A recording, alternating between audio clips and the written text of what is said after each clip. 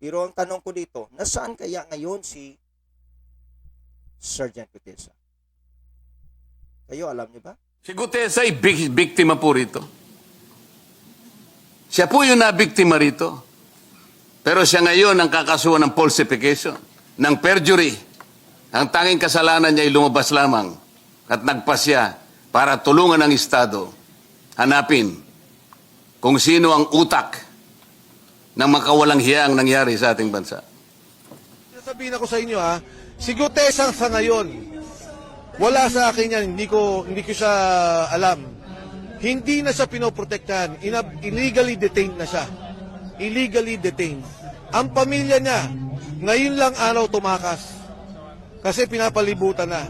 Matapos magsalita ni Saldico na totoo yung sinabi ni Gutesa. Lahat po ng insertion na punta sa ating Pangulo at Speaker Martin Romualdez. Ako lang at ang aking mga tao, sila Paul Estrada, Mark Tiksay, at ang aking mga security ang nag-deliver papunta sa bahay nila Pangulong Bongbong Marcos at Speaker Martin Romualdez sa North Forbes Park, South Forbes Park, hanggang sa Malacanang. Yung mga deliveries po ay merong record ang aking mga tao. Totoo po yung sinasabi ni Orly Gutesa na nag-deliver siya sa Forbes Park.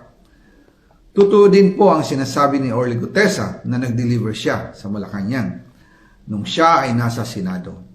Para mapatunayan ang mga litrato na deliveries ay ilalabas ko po together with this video. All right, again. Well, and this is very important again that we get to talk about the life of Sergeant Gutesa. Ito yung nagpasabog talaga sa pangalan ni Saldico at ni ay grabe pala no sa ni Romualdez. Well, wala naman po talaga na binanggit dito si Sergeant Gutesa patungkol po sa ating o kay President BBM. Pero ang tanong dito, mayroon bang kaugnayan ang bawat pangyayari sa korupsyon na ito?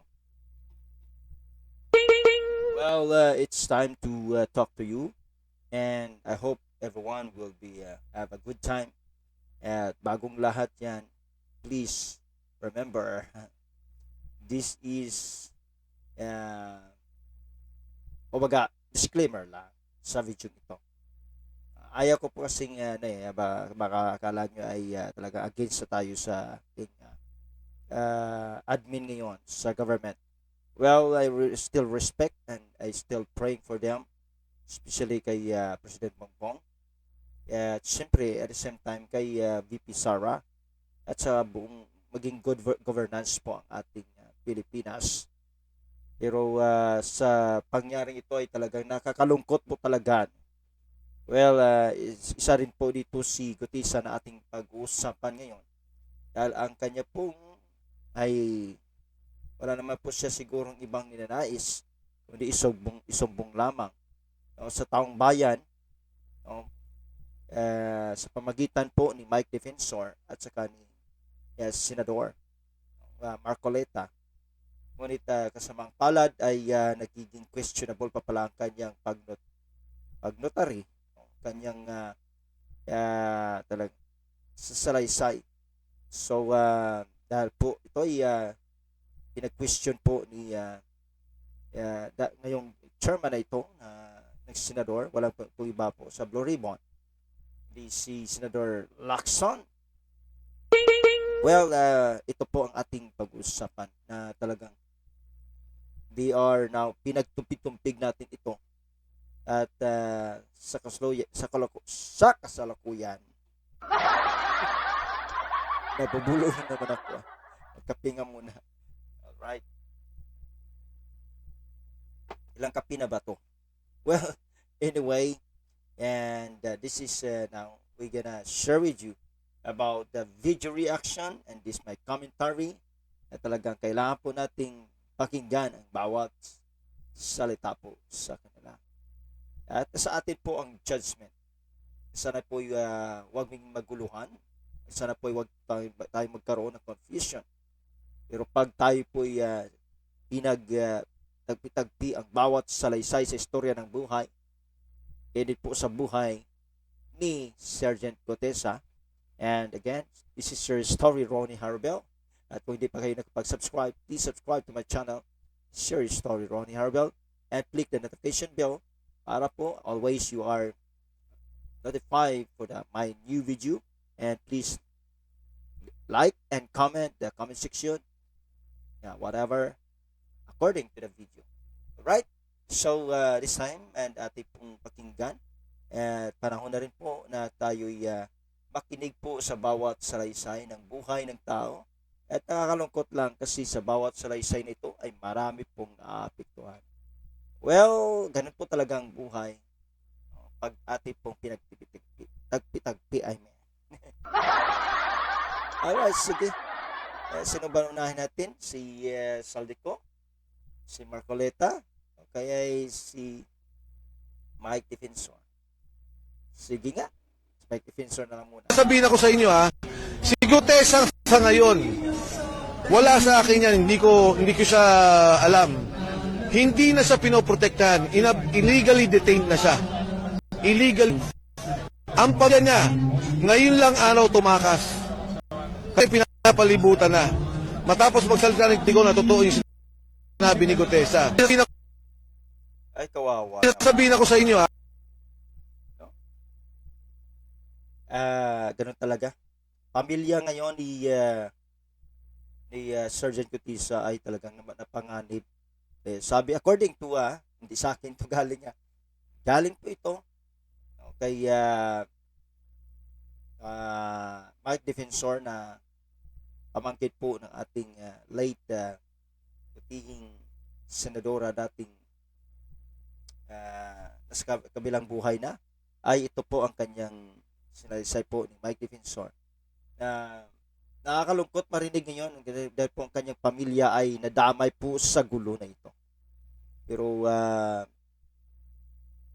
supposed to be kung pakinggan nyo ang bawat salaysay niyo ay well, okay, sige na nga. Alright, and atin naman po pakinggan na ano bang sabi po lahat po ng insertion na punta sa ating Pangulo at Speaker Martin Romualdez. Ako lang at ang aking mga tao, sila Paul Estrada, Mark Tiksay, at ang aking mga security ang nag-deliver papunta sa bahay nila Pangulong Bongbong Marcos at Speaker Martin Romualdez sa North Forbes Park, South Forbes Park, hanggang sa Malacanang. Yung mga deliveries po ay merong record ang aking mga tao. Totoo po yung sinasabi ni Ortesa na nag-deliver siya sa Forbes Park. Totoo din po ang sinasabi ni Orly Gutesa na nag-deliver siya sa Malacanang nung siya ay nasa Senado. Para mapatunayan ang mga litrato na deliveries ay lalabas ko po with this video. Lahat po ng insert. well, di ba? So ibig sabihin ay pinapatunayan ni Saldico ng mga sinasabi po ni Sergeant Gutesa ay may katotohanan. According hindi po galing sa akin yan, according to Saldico na yung mga na-delivers po ay talagang totoo. Yun, sa Forbes niya. Talagang totoo din. Sinasabi doon ni Gutesa na nag-deliver. May katotohanan. According kay former Bicol Representative Saldico. Okay, di ba? So mamaya pakinggan natin 'yan. Alright. Pakinggan natin 'yung nagsasabi po ni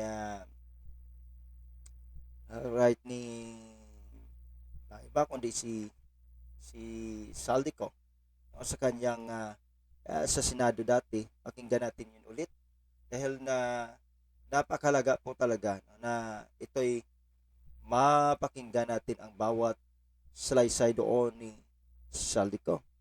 Pero bago niya lahat ay pakinggan muna natin Na iba po kundi Senador Marco Si Gutesa ay biktima po rito. Siya po yung nabiktima rito. Pero siya ngayon ang kakasuhan ng falsification, ng perjury.